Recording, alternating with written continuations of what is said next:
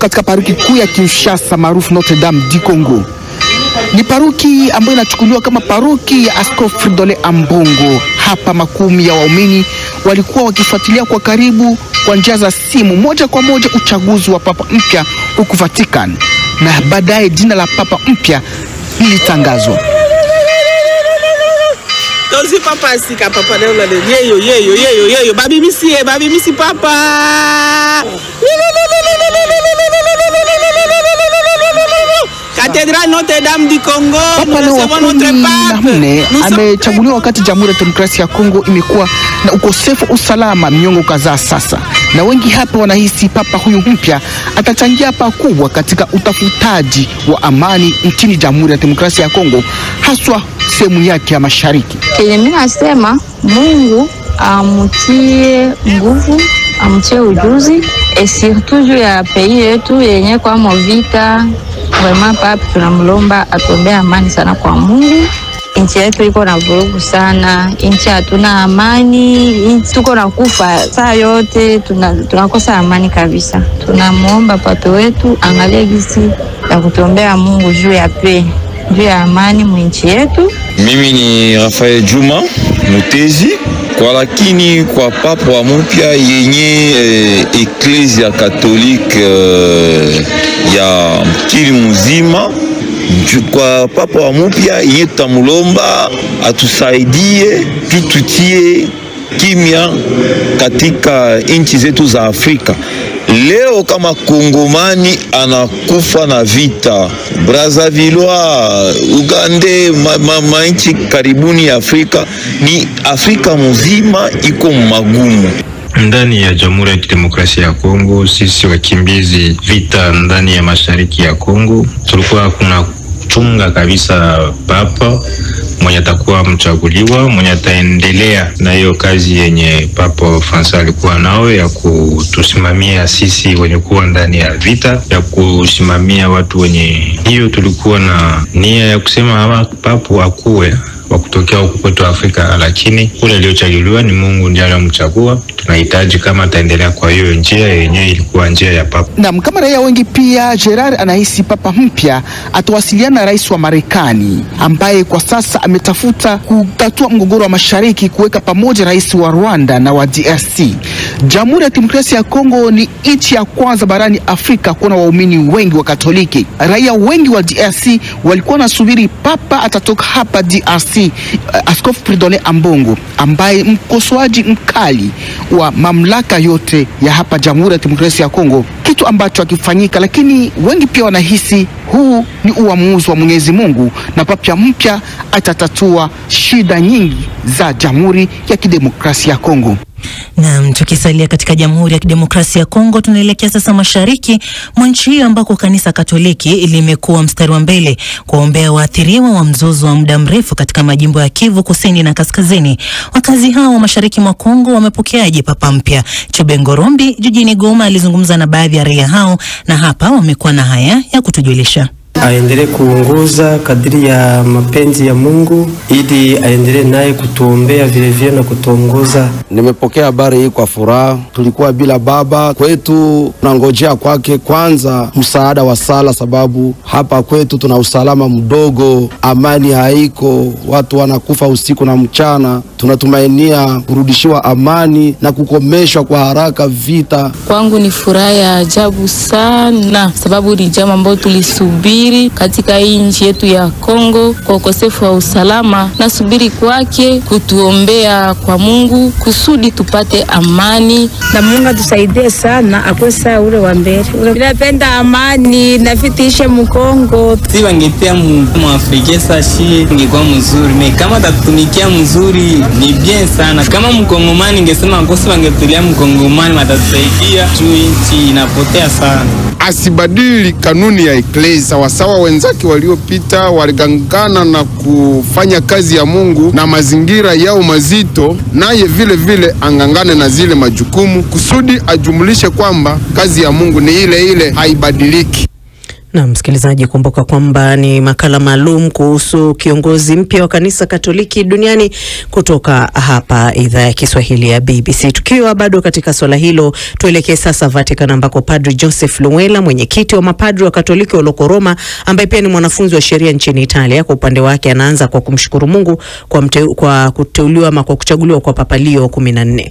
Tunamshukuru Mungu kwa zawadi ya kutupatia Papa Leo wa 14 ambaye punde hivi ameweza kutambulishwa kwamba ndio amechaguliwa na makardinali 133 kutoka katika conclave. Hivyo tunamshukuru Mungu kwa zawadi hiyo ambayo watu walikuwa wanaisubiri siku zote hizi, kwamba ni nani atakuwa mrithi wa Papa Francisco. Hivyo ni furaha na tunamshukuru. Kikubwa kwanza tunamuombea kwa majukumu mapya aliyokubali kuyapokea, na zaidi tuendelee kuungana kama kanisa tukimtakia matashi mema ili atuongoze na Roho Mtakatifu. Vipi mchakato mzima ambao ulianza kwa moshi mweusi mpaka hatimaye moshi mweupe? Moshi mweusi manake bado haijafikia theluthi 2 ya kadiri ya sheria, lakini leo pia imekuja leo siku ya pili, sehemu ya kwanza. Maana sehemu ya kwanza siku ya pili kula zinapigwa 2, asubuhi zipigwa kula 2, lakini tukapata moshi mweusi. Jioni hii sehemu ya pili ya jioni imepigwa kula 2 na hatimaye tumempata Papa. Kwa hiyo mchakato umekwenda kama ambavyo hatimaye katika siku ya pili tumeweza kumpata Papa. Ni kama ilivyokuwa kwa utangulizi wake Papa Francis, naye ilikuwa siku ya pili aliweza kupatana. Kwa hiyo ni neema ambayo tumeweza kupata. Kumbe mchakato umekwenda kadiri ya Mungu alivyowaongoza makardinali, kadiri muda basi tumeweza kumpata Papa Leo wa 14.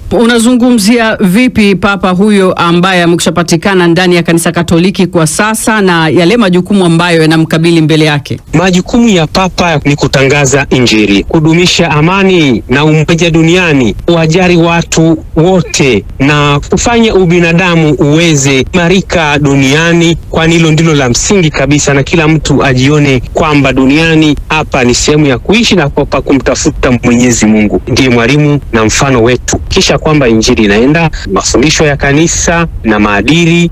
Wengi walitarajia uwezekano kwa Papa mwenye asili ya bara la Afrika. Je, ndani yenu ninyi makasisi mlikuwa na hisia ama taswira ya Papa wa namna gani? Hilo swala la hisia hauwezi ukamzuia mtu, lakini Mungu huwa anatoa kitu kwa wakati wake. Kwa hiyo hapo unaona kabisa hili lilikuwa ni fumbo ambalo watu hawakuweza kujua, labda kwenye vyombo vingi vya habari. Mungu anamtuma kwa wakati wake mtu. Kwa hiyo ni kitu ambacho watu pokea, na unaona kwamba ni janga Mungu, sio bora binadamu. Bora binadamu ingeweza kutokea kadiri ya matarajio ya watu, lakini ni kitu ambacho Mungu alikiweka, na kisha kwamba anaotuwazia Mungu ni mawazo mema, na hivyo ametuletea mchungaji mwema.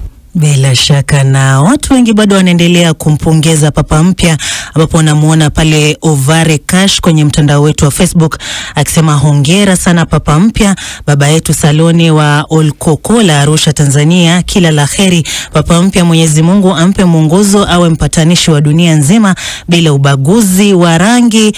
Na vile vile Jafet Okwi anasema asante sana BBC kwa taarifa za kweli na hakika. Mwingine ni Jafari Kopo, Moshi, Tanzania, na wapata vyema kabisa kutoka mjini Moshi pamoja mpaka tamati. Ali Mrangi Gigiri Mresa anasema mdawa asiyechuja wa Mabibu Vina, Dar es Salaam, Tanzania, hongera sana Vatican kumpata Papa mpya, na hisi ndo maana ubaya utaweza kusitishwa. Basi tukiendelea na taarifa zetu ni kuwa tukisonga mbele ni kuwa kuhusiana na kuchaguliwa kwa Papa mpya, Evelyn Malisa Ntenga ni mwenyekiti wa wanawake wa Katoliki Tanzania, ambaye pia ni rais wa wanawake wa Katoliki barani Afrika, na kwa nafsi yake ameupokeaje ujio wa Papa Leo wa 14?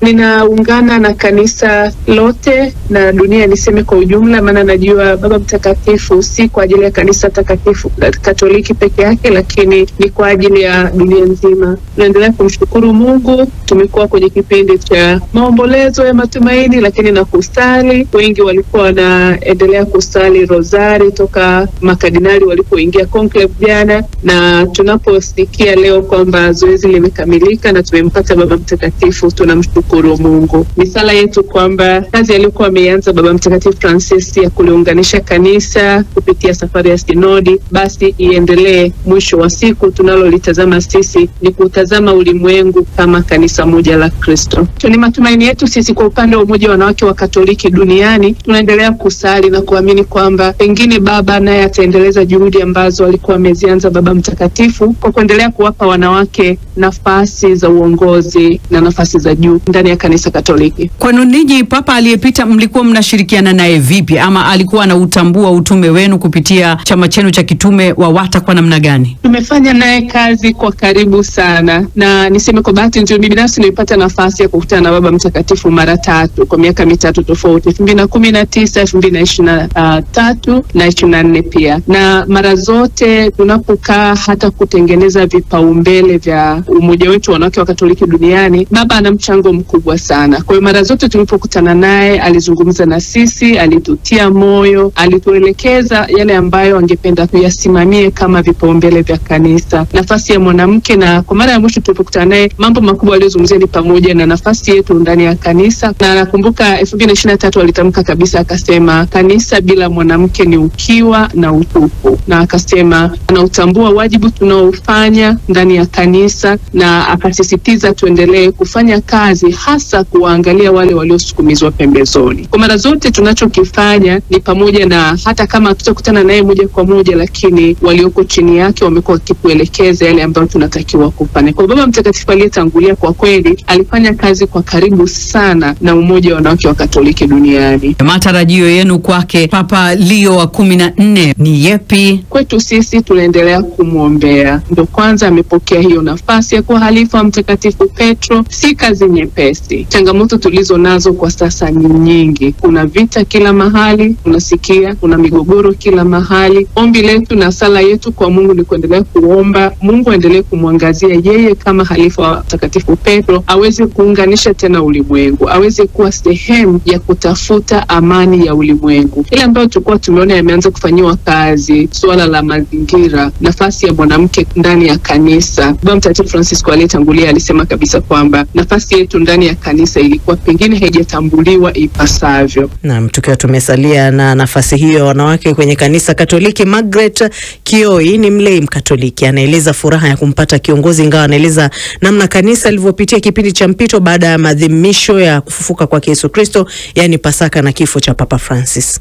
Kama Mkatoliki kwa kweli nimefurahi sana kupatikana kwa Baba Mtakatifu mpya. Hili wiki kuanzia Jumatatu ya Pasaka ilikuwa wiki la huzuni, majonzi, lakini pia kusali sana kwa ajili ya tukio hili na kupata kiongozi mpya. Toka jana kanisa lilikuwa kwenye kusali kwa ajili ya upatikanaji wa huyu Papa. Mimi binafsi sikutarajia, hasa kutokana na wale washiriki wa kupiga kura walikuwa wanatoka nchi mbalimbali, lakini kwa uwezo wa Roho Mtakatifu ndani ya muda mfupi tumeweza kubahatika kumpata Baba Mtakatifu mpya. Tunamshukuru sana Mungu. Kulikuwa na hisia za kupata Papa kutoka Afrika, na sasa matokeo yamekuwa tofauti. Angetoka Afrika au kutotoka Afrika, kwako wewe inabadilisha maana yoyote kwamba Papa ni Papa, au hisia zako zimekaaje hapo? Binafsi hapana, kwa sababu hili swala ni la kiimani, sio swala la rangi, bara. Hili ni swala la imani, na uchaguzi ule unaongozwa na Roho Mtakatifu. Ndio maana kwa sisi Wakatoliki wengi hatukutaka hata kubashiri nani atakuwa Papa. Zaidi sana tulizama kwenye sala tukimwomba Mungu atuletee yule ambaye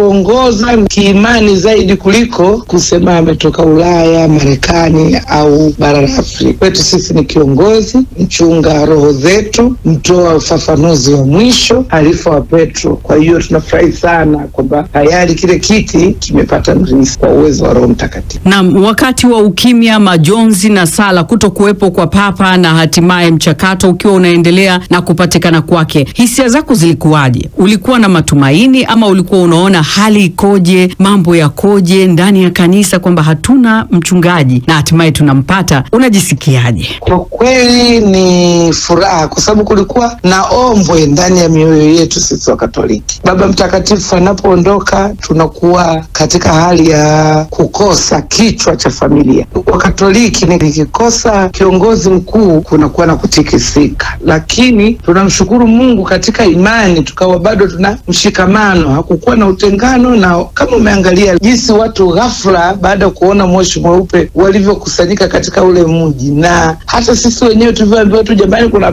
bado tumeweza kupata furaha kubwa na kushangilia, ingawa tulikuwa bado hatujajua ni nani. Kwa hiyo kwetu sisi Wakatoliki kiongozi ni kiongozi bila kujalisha wa aina gani na ametoka wapi, lakini tunamshukuru Mungu kwa sababu katika misingi ya Katoliki lazima kuwe na Baba Mtakatifu, na Baba Mtakatifu ndiyo nguzo ya kanisa na ndiye halifa wa Petro. Kwa hiyo tunafurahi na kumtukuza Mungu na kushangilia katika utakatifu. Margaret, unatarajia nini kutoka kwa Papa Leo 14? Binafsi Mkatoliki natarajia yale ambayo tunayo kanisani katika imani yapate mwendelezo, lakini pia kuna changamoto mbalimbali zinazoibuka sasa hivi za kiimani, hususan malezi, lakini pia uongozaji wa kundi lenyewe la Wakatoliki moja moja. Kwa hiyo tunatarajia zile changamoto tutakazopitia kama kanisa ulimwenguni atatuongoza vema katika kufikia utatuzi wake, lakini pia tunajua akikaa kwenye kiti akiwa anaongea yale yanakuwa ni maamuzi ambayo rasmi kwa kanisa. Sitarajii sana kwamba kutakuwa na mabadiliko mengi makubwa, kwa sababu kanisa Katoliki